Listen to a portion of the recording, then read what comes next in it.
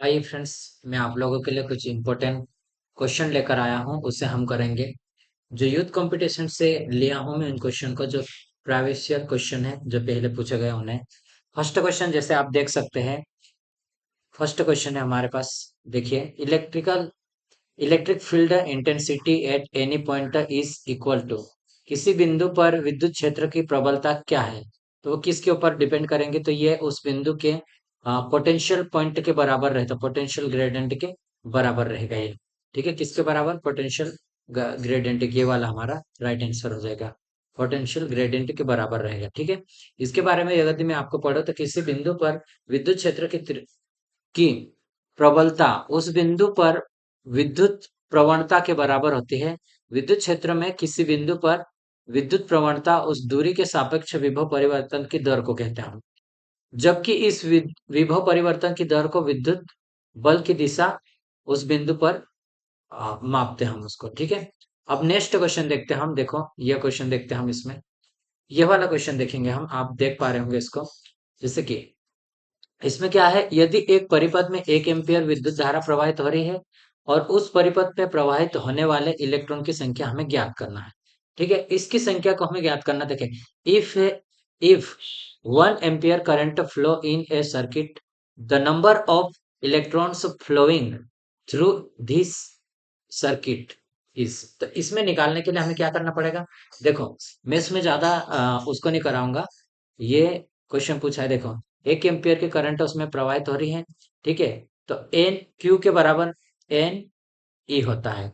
इसको भी हम इस तरह से लिख सकते हैं। ठीक है, क्या है, इस तरह से हम इसको लिख लिए। ठीक है, अब देखो, इसमें क्या करना है हमें? क्यू के बराबर आई और टी भी होता है। क्यू के बराबर क्या हो रहा है? आई और टी हो रहा है। ठीक है, और क्यू के बराबर एन ई भी, मैंने ये भी बोला आपको, ये भी दोनों।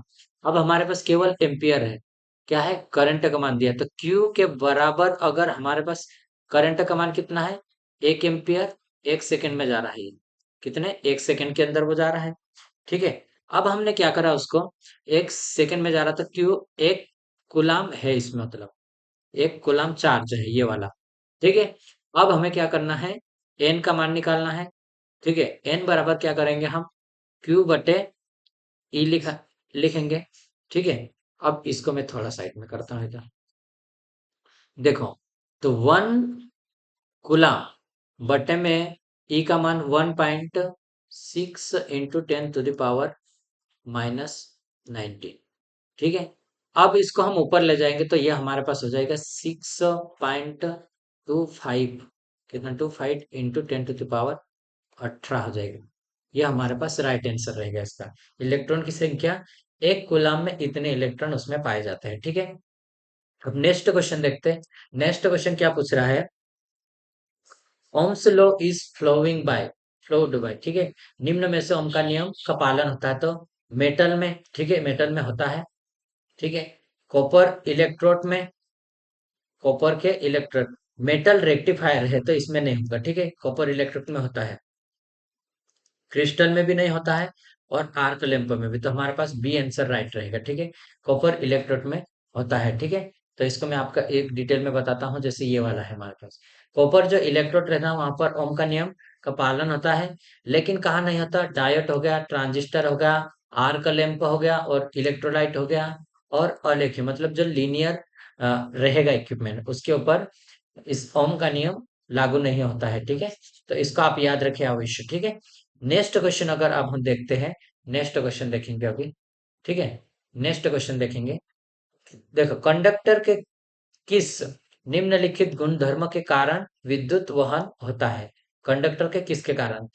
तो due to which of the following properties of a conductor due to pass a current. तो मैंने आपको बोला था, जैसे रेजिस्टेंस, मैंने पिछले जो थ्योरी में पढ़ा रहा हूँ, रेजिस्टेंस पढ़ाया, उसके साथ में मैं जी पढ़ा। जी क्या होता है? कंडक्टेंस होता है। इस कंडक्टेंस के कारण ही हमारा किसी भी सर्किट के अंदर करंट आसानी से बहता है उसका। तो हमारा कंडक्टेंस क्या? ये राइट आंसर हो जाएगा।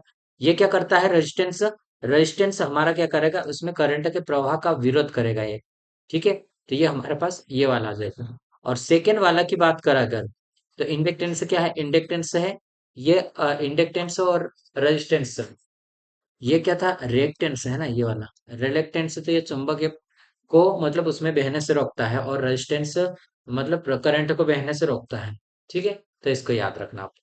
अब इसके बारे में हम थ्योरी पढ़ते हैं। चालक के चालकता के गुणधर्म के कारण विद्युत वहन उसमें होता है, और प्रतिरोध पदार्थ का वह गुण जिसमें धारा का प्रवाह के मार्ग का ये अवरोध मतलब उसमें रुकावट पैदा करेगा ये। ठीक है, और चालकता पदार्थ का वह गुण है जो चालक में धारा प्रवाह की सहायता करता है। जिस चालक में चालकता अधिक होगा उसका प्रतिरोध कम होता है। चालक का चालकता प्रतिरोध के व्युत्क्रमानुपाती होते हैं। ये जैसे कि मैंने थ्योरी में भी पढ़ाया था, ये कितना हो रहा है, जी बराबर 1/r हो जाएगा ये। ठीक है, तो इसको आप याद रखिएगा। ठीक है, नेक्स्ट वीडियो देखते हैं हम अभी। नेक्स्ट वीडियो देखेंगे, इसमें सॉरी नेक्स्ट क्वेश्चन देखते हैं। ठीक है, यदि तीन तारों की चालकता इतनी है, ये कितनी है, दो है और तीन है और छह है, इनको क्या करना, ये मोहन है। तो अब क्या हो जाएगा, हमारे पास इसको समांतर में जोड़ा है। कैसा जोड़ा है इसको, समांतर में, इस प्रकार से। एक ये हो गया, एक ये हो गया, और एक ये हो गया। इस प्रकार से इसको जोड़ा गया है। ठीक है, इसका मान दो है, इसका मान तीन है, इसका मान छह है। ठीक, तो ये हमारे पास है। ठीक है, तो अगर हमें जी का मान निकालना है, तो जी का मान निकालने के लिए क्या करेंगे, जी बराबर G1 plus G2 plus G3। ठीक है, तो अगर हम इसका मान रखते हैं, जैसे तीन हो गया, पहले क्या है, दो है, प्लस छह, सॉरी, इसको हम ऐड कर देंगे। तो तीन और दो कितने, पांच हो जाएंगे, और छह कितने हो जाएंगे, तो 11 हो। तो 11 हमारे पास क्या आएगा, मोहा आ रहा, 11 तो मोहा आएगा हमारे पास। ठीक है, जी का मान। तो अब हम जी बराबर, मैंने क्या बोला आपको, जी के बराबर होता है 1/r। यहाँ पर आर निकालना है हमें, प्रतिरोध निकालना है, तो 1/11 कर देंगे अपन। तो ये हमारे पास सी वाला आ जाएगा आंसर। ठीक है, कौन सा वाला आया, सी वाला आंसर आ रहा हमारे पास, ये इस तरह से रहेगा मोह में, ये वाला आंसर राइट हमारा हो जाएगा। ठीक है, नेक्स्ट क्वेश्चन अगर हम देखते हैं, नेक्स्ट क्वेश्चन को देखो। अब हमारे पास नेक्स्ट क्वेश्चन क्या दिया है, यदि किसी 2.2 मीटर लंबे चालक का अनुप्रस्थ काट कितना है, 0.2 सॉरी 0.025 मीटर स्क्वायर, और प्रतिरोध कितना है, तो इसका प्रतिरोधकता। अब मैं आपको बोलता हूँ, प्रतिरोधकता कैसे निकालोगे आप, जैसे आर के बराबर होता है रो एल बटे ए होता है। ठीक है, अब हम कर रहे हैं प्रतिरोध। प्रतिरोध का मान कितना है, मान अपन ने 5 रखा। ठीक है, ये इसका मान हम इसमें गुना कर देंगे, तो क्या आ जाएगा, एरिया। एरिया कितना है, 0.025 है, mm स्क्वायर में है ना, बटे में क्या आ जाएगा, ये इधर के साइड ले आएंगे अपन, तो एल आ जाएगा। एल कितना है, 2.2 है। ठीक है, में है और स्क्वायर में है। ठीक है, बराबर करा हमने रो। ठीक, अब इसको हम हल करेंगे। ये जीरो से, ये जीरो, पॉइंट से पॉइंट कटा, लेकिन हमारे पास क्या रहा, 5 × 25 बटे 2200, इसको हम काटेंगे।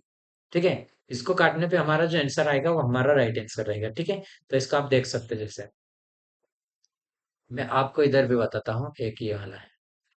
ठीक है, यहाँ पे होगा ये वाला। ठीक है, इस तरह से मैंने जैसे ये वाला फार्मूला लिखा, उसके बाद इसमें मान रखा मैंने, और इससे हम काट देंगे, तो ये वाला हमारा राइट आंसर आ जाएगा। ठीक है, अब हम देखते हैं इसमें, देखो नेक्स्ट क्वेश्चन देखते हैं अभी हम, ये वाला क्वेश्चन। दो आवेशों के बीच लगने वाले बल के बारे में निम्नलिखित में से कौन सा कथन सत्य है। कौन से दो आवेशों के बीच में, तो दो आवेश देखे, unlike charge ripple each other, मतलब अनलाइक चार्ज जैसे प्लस और माइनस। ठीक है, ये क्या करता है, हमेशा आकर्षित करेंगे, ऐसे रहेंगे। या फिर ये माइनस का रहा और ये प्लस का, तो ये सेम रहेंगे। लेकिन प्लस और ये प्लस, माइनस और माइनस, ये आपस में एक दूसरे से दूर भागेंगे, तो प्रतिकर्षित होंगे। ठीक है, तो ये क्या है, अनलाइक चार्ज बोल रहा था, अनलाइक चार्ज, तो ये गलत हो जाएगा। Like charge attract to each other, same charge नहीं करेगा, ये भी गलत है। ठीक है, अब इसमें क्या बोल रहा है, नेक्स्ट वाला, no force exist between two unlike charge, दोनों के बीच में मतलब अनलाइक असमान जो रहेगा आवेश, उनके बीच में कोई भी मतलब फोर्स नहीं रहता, ये भी गलत है। A force of repulsion exist between to like charge, मतलब एक रिपल्सन, जैसे मैंने बोला दो लाइक चार्ज ये वाला रहेगा तो वो आप आपस में एक दूसरे से दूर हो रहे हैं। ठीक है, ये आवेश की मतलब ये परिभाषा के बीच में आता है। जैसा इसका नियम कूलाम का नियम देख लेते हैं अपन। दो समान आवेशों के बीच लगने वाले बल एक प्रतिकर्षण बल होता है तथा दो असमान आवेशों के बीच में आकर्षण बल होता है, और यह बल दोनों आवेशों के परिणाम के बीच की दूरी r, उनके बीच के मध्य प्रवृत्ति ये वाली है। ठीक है, प्रवृत्ति क्या रहेगी उसके ऊपर निर्भर करता है।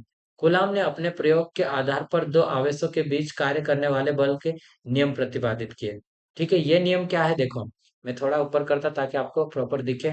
ठीक है, दो आवेशों के बीच आकर्षण और प्रतिकर्षण बल उन आवेशों के गुणनफल के अनुक्रमानुपाती मतलब डायरेक्टली प्रोपोर्शनल रहेगा।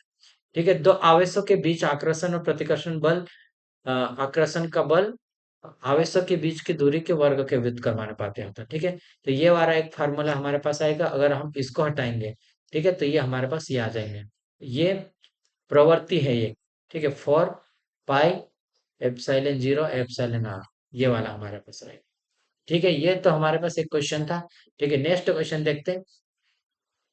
इलेक्ट्रॉन्स नाभिक के चारों ओर बहुत तेजी से घूमते हैं। अभिकेंद्रीय बल के विरुद्ध किस प्रकार का बल लगता है जो इलेक्ट्रॉन को उनकी कक्षा में बनाए रखता है। ठीक है, किस प्रकार का बल रहेगा वो हमें देखना है इसमें। ठीक है, तो यहाँ पे ऑप्शन है इसमें, देखो, आकर्षण और स्थिर विद्युत बल रखता है, electrostatic force of attraction, and दूसरा बी वाला ऑप्शन है electromagnetic force of attraction, and C वाला ग्रेविटेशन फोर्स एंड असंजक बल। तो हमारे पास इसमें इलेक्ट्रोस्टैटिक फोर्स इसमें लगता हो, और ये क्या है, स्टैटिक फोर्स है, इलेक्ट्रोस्टैटिक फोर्स है। ठीक है, इसमें अगर इसके हम थ्योरी को पढ़ते हैं, जैसे इसमें थ्योरी को देखेंगे, इलेक्ट्रॉन नाभिक के चारों ओर बहुत तेजी के साथ घूमते हैं। जैसे मैंने फर्स्ट वाले वीडियो में थ्योरी में आपको पढ़ाया था, ये वाला हमारा देखो इस तरह से बनता है, ये नाभिक हो गया, और यहाँ पे इलेक्ट्रॉन चारों ओर है, तेजी से घूमते हैं, ये इलेक्ट्रॉन बाहरी कक्षा में रहते हैं। ठीक है, तेजी से घूमते हैं, लेकिन वो बाहर क्यों नहीं जाते हैं, ये इसका तो वो इलेक्ट्रोस्टैटिक फोर्स के कारण जो अट्रैक्शन फोर्स रहता है केंद्र की ओर लगता है।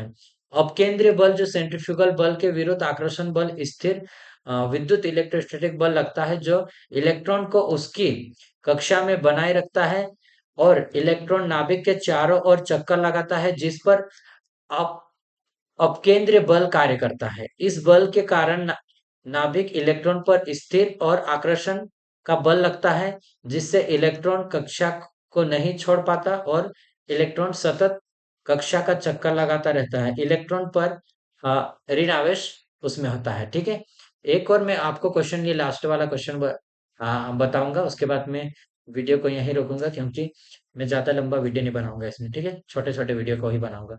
What is the difference between A item and ion. अब इसमें पूछा है आइटम और आयन में क्या डिफरेंस है। तो ion always ion have always large mass than the atom of the same element. Ion तो ये वाला हमारे पास नहीं रहेगा। देख, ion are neutral particle while atoms always carry a positive charge. क्या है, पॉजिटिव चार्ज इसमें बोला है इसमें। तो अब नेक्स्ट वाला देखते हैं हम। Ions are always charge particle. क्या है, आयन हमेशा आवेशित कण होता है, और जबकि परमाणु पूर्ण रूप से उदासीन होता है। तो यह वाला हमारा राइट आंसर हो जाएगा। ठीक है, इसके बारे में थ्योरी में आपको एक बार बताता हूँ। एक परमाणु और आयन में अंतर यह होता है कि आयन हमेशा आवेशित कण है। ठीक है, जबकि परमाणु पूर्ण रूप से उदासीन होता है। किसी पदार्थ का बहुत छोटे से छोटा कण जिसमें उस पदार्थ के सभी भौतिक और रासायनिक गुण विद्यमान हो, और जो स्वतंत्र अवस्था में विद्यमान रह सके, परमाणु कहते हैं। और आवेश युक्त परमाणु और परमाणुओं के समूह को आयन कहते हैं। ठीक है, तो यह आज के लिए इतना ही वीडियो में, केवल आपको 10 क्वेश्चन इसमें लिया था। ठीक है, अब हम आगे के क्वेश्चन को हम नेक्स्ट वीडियो में करेंगे। तो इसके लिए आप जितने भी वीडियो के लिए प्राप्त करने के लिए आप हमारे चैनल से जुड़ सकते हैं, और उसके लिए सब्सक्राइब करना होगा आपको। ठीक है, आज के लिए इतना ही। वीडियो देखने के लिए धन्यवाद।